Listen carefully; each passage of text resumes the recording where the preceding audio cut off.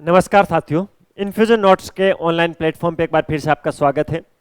जैसा कि आपको बताया, अपन प्रतिदिन सुबह डेली करंट अफेयर की क्लास लगाते हैं जिसमें अपन उस दिन के करंट अफेयर को डिटेल एनालिसिस और स्टैटिस्टिक्स जीके के साथ कवर करते हैं। उसी कड़ी में आज है 29 नवंबर 2024 और 29 नवंबर का जो भी मोस्ट इंपॉर्टेंट करंट अफेयर है उसको अपन इस सेशन में कवर करने वाले हैं। ये जो क्लास होती है वो प्रत्येक गवर्नमेंट एग्जाम जिसमें UPSC, CSC, state PCS, bank, railway, SSC सभी परीक्षाओं के लिए मोस्ट इंपॉर्टेंट है, बहुत ही महत्वपूर्ण है। इसके अलावा इस क्लास की पीडीएफ आप जरूर ले लेना। पीडीएफ के अंदर एक्स्ट्रा फैक्ट, डिटेल एनालिसिस सारी चीज़ें अच्छे से लिखी हुई मिलेगी। पीडीएफ कहाँ पर मिलेगी इस क्लास के अंत में अपन उस पर चर्चा करेंगे। पहले आज का पहला क्वेश्चन क्या है वो देख लेते हैं। हाल ही में केंद्र सरकार द्वारा किस राज्य के उग्रवादी संगठन उल्फा पर 5 साल के लिए प्रतिबंध बढ़ा दिया गया? देखिए, जो उल्फा उग्रवादी संगठन है उस पर पहले से गृह मंत्रालय ने प्रतिबंध लगा रखा था, लेकिन अब गृह मंत्रालय ने उस प्रतिबंध को आगामी 5 वर्षों के लिए बढ़ा दिया गया है। और ये उल्फा जो संगठन है वो असम का है। कहाँ का है? असम का है। इसलिए इस क्वेश्चन के परिप्रेक्ष्य में राइट ऑप्शन होगा ऑप्शन नंबर 2।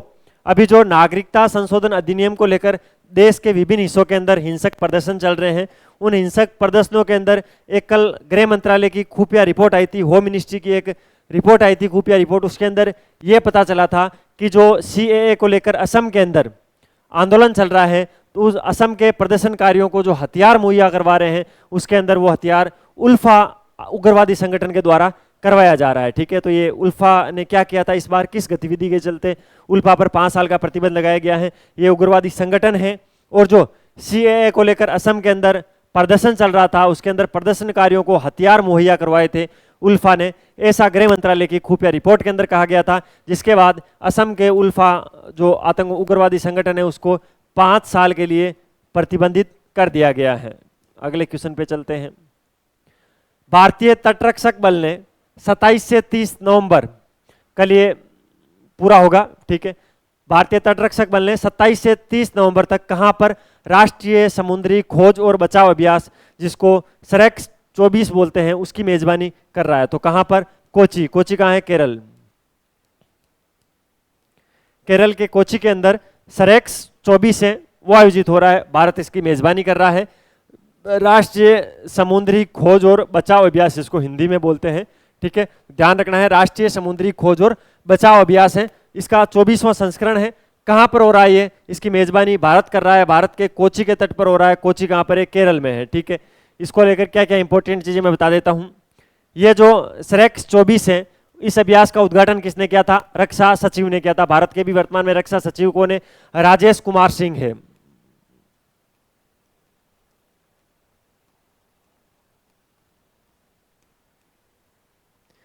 राजेश कुमार सिंह है, रक्षा सचिव है, और इन्होंने राष्ट्रीय समुद्री खोज और बचाव अभ्यास की उद्घाटन किया था। ठीक है, इस समारोह का उद्घाटन इन्होंने किया था। ठीक है, यह अभ्यास जो है वो राष्ट्रीय समुद्री खोज और बचाव बोर्ड के तत्वाधान से आयोजित हो रहा है। मोस्ट इंपोर्टेंट आपको ध्यान रखना है, राष्ट्रीय समुद्री खोज और जो बचाव बोर्ड है उन दोनों के सहयोग से इस अभ्यास को संपूर्ण करवाया जाएगा। इसके अलावा भारतीय तटरक्षक बल है वो सरेक्स 24 के अंदर नेतृत्व करेगी। कौन? भारतीय तटरक्षक बल इस अभ्यास का नेतृत्व करेगी। जिसके अंदर शामिल कौन कौन हो रहा है? भारतीय नौसेना, भारतीय वायुसेना, कोचीन बंदरगाह प्राधिकरण और सीमा शुल्क विभाग, ये तो इसके अंदर शामिल हो रहे हैं। और भारतीय तटरक्षक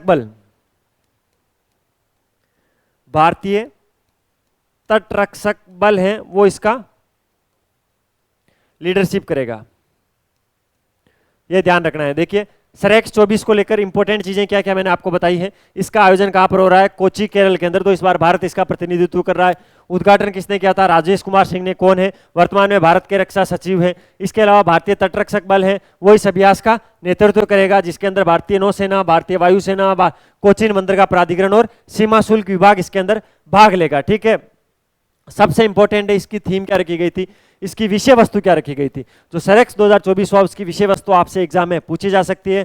आपको बताना है क्षेत्रीय सहयोग के माध्यम से खोज और बचाव क्षमताओं को बढ़ाना। ठीक है, कहना क्षेत्रीय सहयोग की सहायता से। ठीक है, तो वहां के आसपास के क्षेत्र के लोग हैं उनके सहयोग के माध्यम से जो समुद्र की खोज और बचाव की क्षमताएं हैं उनको बढ़ाना इस बार के सरेक्स 24 का विषय रखा गया था। तो ये सारे फैक्ट इंपॉर्टेंट है इस क्वेश्चन को लेकर आपको याद रखने हैं। अगला क्वेश्चन, भारत के कोकिंग कोयले के आयात में ऑस्ट्रेलिया की हिस्सेदारी 80% से घटकर कितना हो गई है?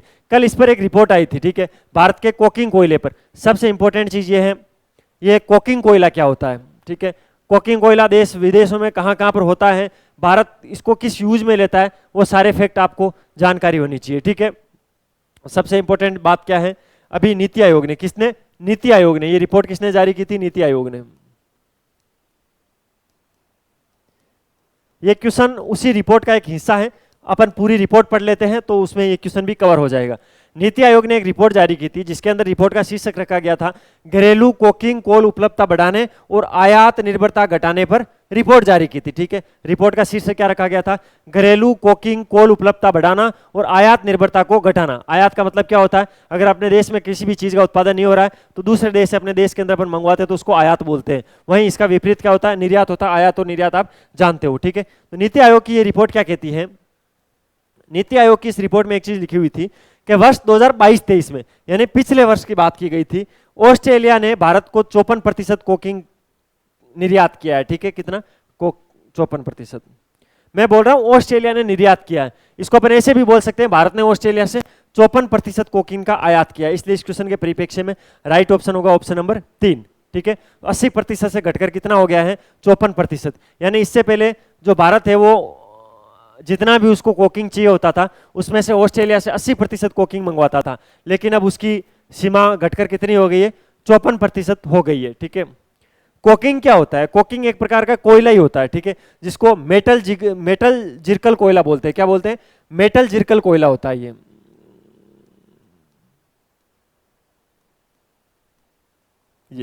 मेटल जिरकल कोयला होता है कोकिंग, जिसको बोलते हैं कोक भी इसको शॉर्ट में बोला जाता है। तो कोकिंग मेटल जिरकल कोयला होता है, जिसको हिंदी में क्या बोला जाता है, मेट कोल बोला जाता है। अच्छा, इसमें ऐसी क्या विशेषता होती है, देखिए कोयले के कुछ रूप होते हैं आप जानते हो, ठीक है। बिटुमिन, एंथ्रेसाइट, लिग्नाइट, पिट, ये कोयले के 4 रूप होते हैं। उसके अंदर जो बिटुमिन प्रकार का जो कोयला होता है, ठीक है, भारत में सबसे ज्यादा निकलता है बिटुमिन, ठीक है। राजस्थान में सबसे ज्यादा निकलता है लिग्नाइट। तो बिटुमिन कोयले का एक प्रकार है, यही एक उप प्रकार है जिसका नाम क्या है, कोकिंग। इसके अंदर होता क्या है, ये थर्मल कोयला जो होता है ना, उसकी तुलना में अधिक कार्बन, कम राख और नमी देता है, ठीक है। नमी कम देता है, राख कम देता है और कार्बन अधिक देता है, ठीक है। तो ये इंपॉर्टेंट है, इस कोयले को लेकर ध्यान रखना है, कोकिंग जिसको बोलते हैं।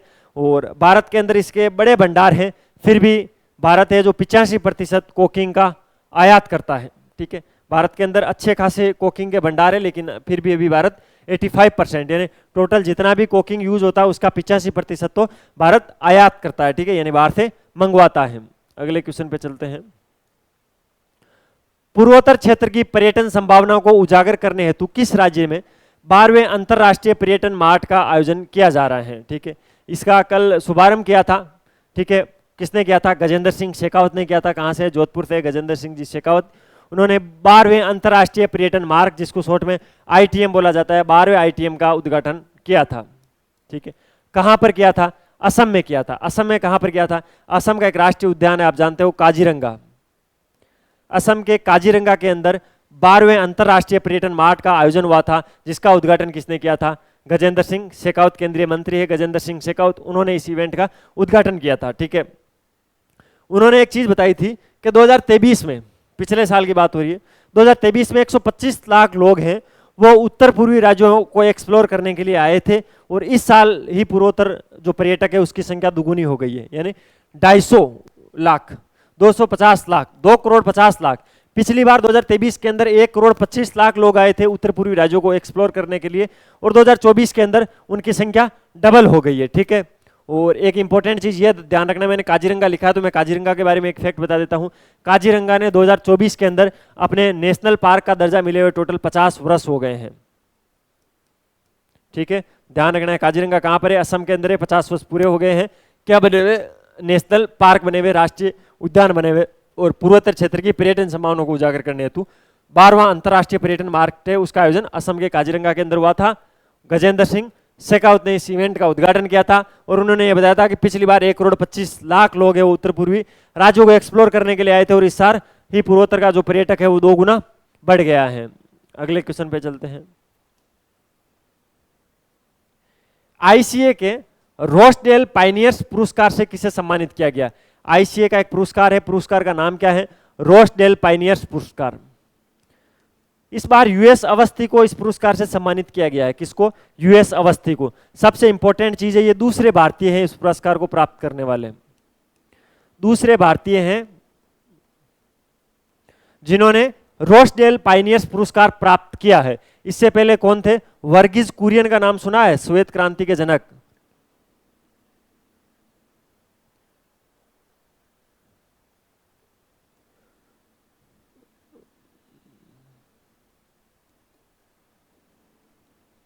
श्वेत क्रांति के जनक है ये। श्वेत क्रांति किससे संबंधित थी? दूध से संबंधित थी। तो वर्गीज कुरियन को इनसे पहले ये पुरस्कार मिल चुका है, ठीक है, इंपॉर्टेंट है। और दूसरी बार किसको दिया गया है? यूएस अवस्थी को दिया गया है रोसडेल पाइनियर्स पुरस्कार। अब यूएस अवस्थी को ये पुरस्कार क्यों दिया गया है? आपने एक कंपनी का नाम सुना होगा, इफ्को नाम की एक कंपनी आती है, ठीक है। इफ्को किसकी कंपनी है? आपको बताया केमिकल फर्टिलाइजेशन की कंपनी है इफ्को। आपने इफ्को का खाद का कट्टा देखा होगा, अगर आप गांव से बिलोंग करते हो तो यूरिया का कट्टा आता है येलो कलर का जिस पर इफ्को लिखा होता है, वही इफ्को कंपनी है। इफ्को कंपनी के एमडी हैं अभी वर्तमान में यूएस अवस्थी। एमडी यानी मैनेजमेंट डायरेक्टर हैं यूएस अवस्थी इफ्को कंपनी के। जब से ये इफ्को के मैनेजमेंट डायरेक्टर बने हैं तब से इफ्को की उत्पादन क्षमता 292% तक की वृद्धि हो गई है।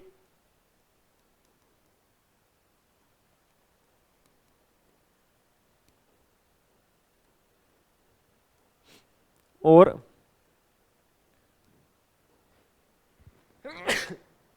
सॉरी,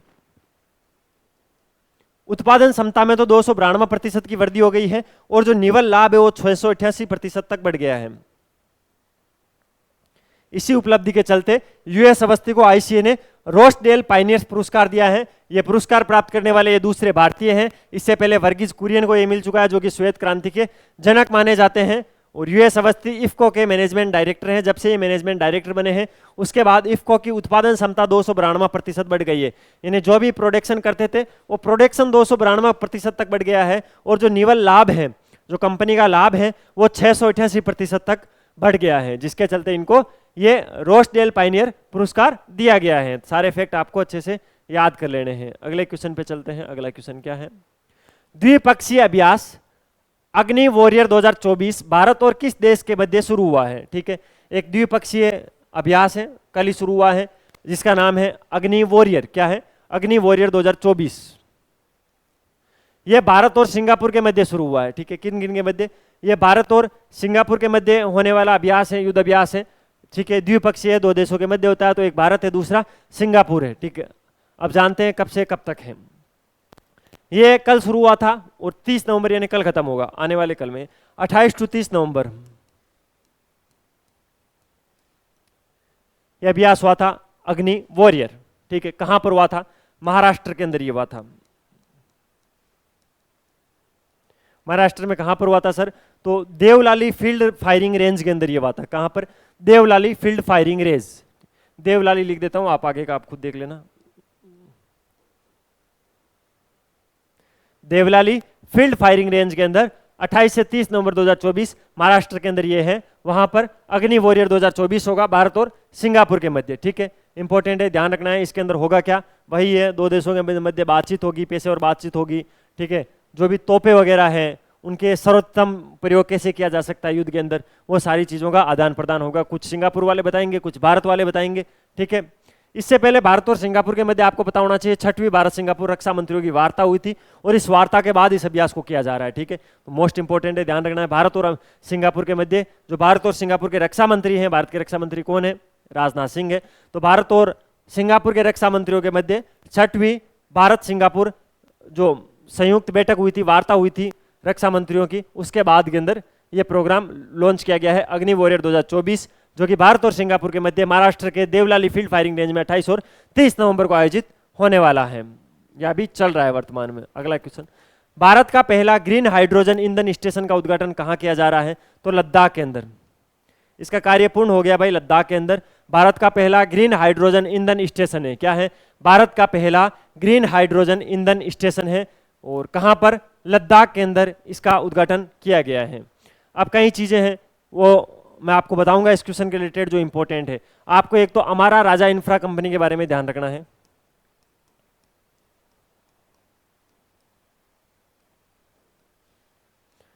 एक एनटीपीसी के बारे में तो आप ध्यान रखते हो, अभी एनटीपीसी की रेलवे की वैकेंसी भी आ रखी है, उसके लिए इन्फ्यूजन नोट्स ने बहुत ही शानदार, अभी देखो तो एनटीपीसी है ना, अभी एक रेलवे के अंदर एनटीपीसी की वैकेंसी आ रखी है, उसके लिए इन्फ्यूजन नोट्स, ये हमारी वेबसाइट है, इस पर बहुत ही शानदार नोट्स, आप सर्च करना एनटीपीसी, वहाँ पर आपको जो एनटीपीसी का सिलेबस है प्री और मेंस का कंप्लीट सिलेबस के अकॉर्डिंग हाथ से लिखे हुए नोट्स मिल जाएंगे, बहुत ही शानदार नोट्स है, सब्जेक्ट मैटर एक्सपर्ट जो सिलेक्टेड हमारे विद्यार्थी हैं उनके द्वारा लिखे गए नोट्स हैं, आप वहाँ से पीडीएफ डाउनलोड कर लेना और वहाँ से आप ऑर्डर भी कर सकते हो, आपके घर पे पहुँच जाएंगे, बहुत ही शानदार नोट्स है, तो आप देख लेना। अभी एनटीपीसी का क्या रोल है, तो जो भारत का पहला ग्रीन हाइड्रोजन ईंधन स्टेशन बना था लद्दाख के अंदर, वो अमारा राजा इंफ्रास्ट्रक्चर कंपनी के द्वारा बनाया गया है और उसका संचालन कौन करेगी, एनटीपीसी। तो एनटीपीसी के लिए हमारा राजा इंफ्रास्ट्रक्चर ने भारत का पहला ग्रीन हाइड्रोजन ईंधन स्टेशन लद्दाख के अंदर बनाया था, ठीक है। लद्दाख के अंदर कहाँ पर, लद्दाख के लेह के अंदर ये बनाया गया था, ये भारत का पहला ग्रीन हाइड्रोजन ईंधन स्टेशन है, ठीक है, जिसका उद्घाटन भी कल कर दिया गया है, मनोहर लाल के द्वारा इसका उद्घाटन किया गया है, केंद्रीय मंत्री मनोहर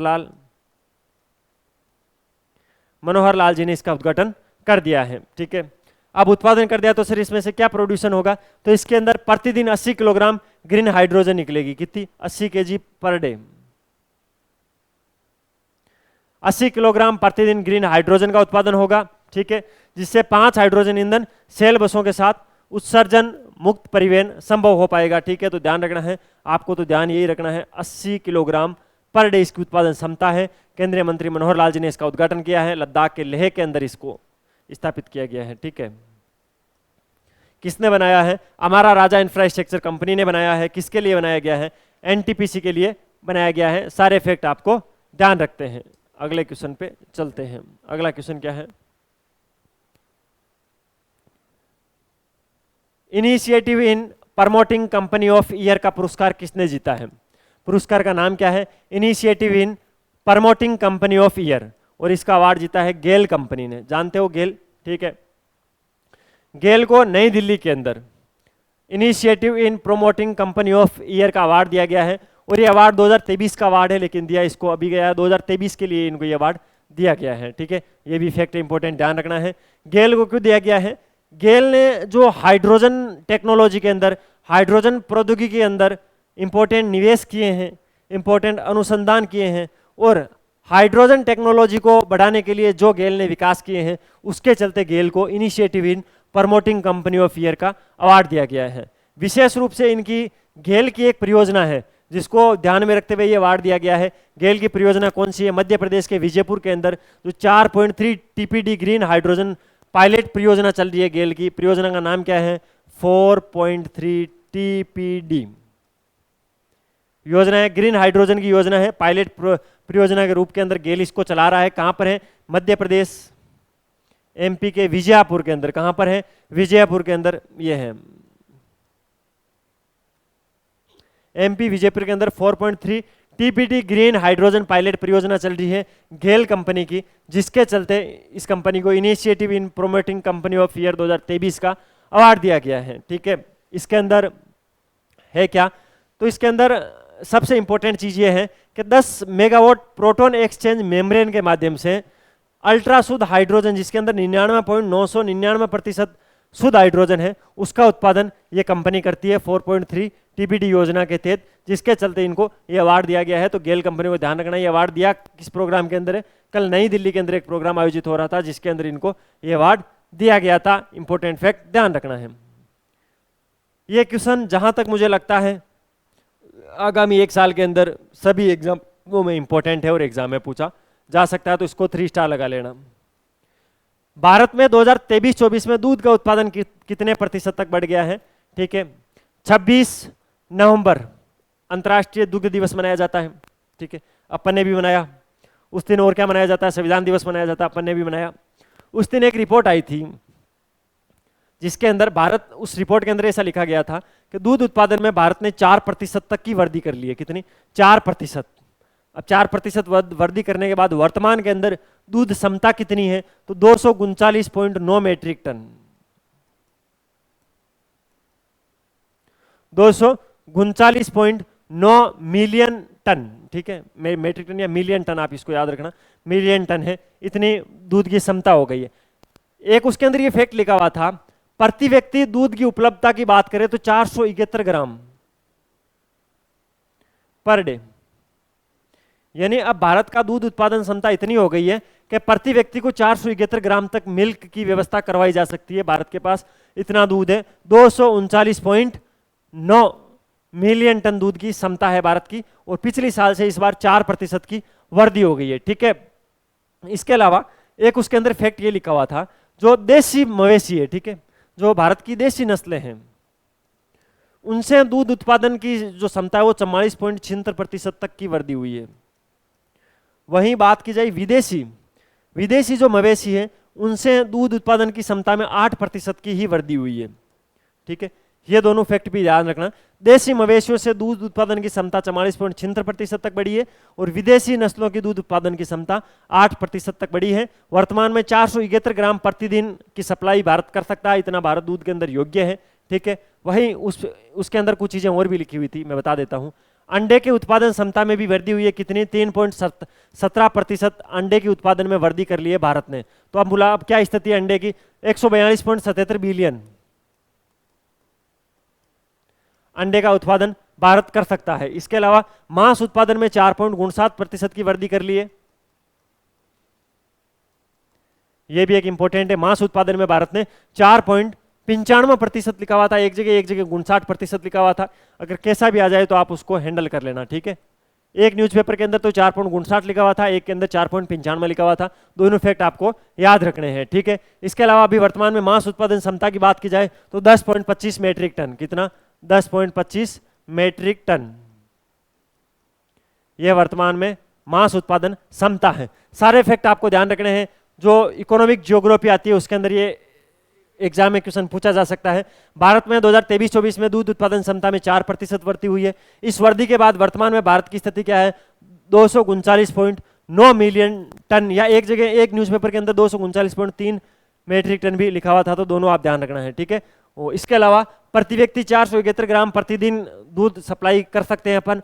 देशी जो मवेशी है उनसे उत्पादन क्षमता में 4.76% की वृद्धि हुई है। वहीं विदेशी जो मवेशी है उनसे दूध उत्पादन में 8% की वृद्धि हुई है। अंडे की बात की जाए तो अंडे के उत्पादन में 3.17% की वृद्धि हुई है, 142.77 बिलियन अंडे उत्पादित कर सकते हैं।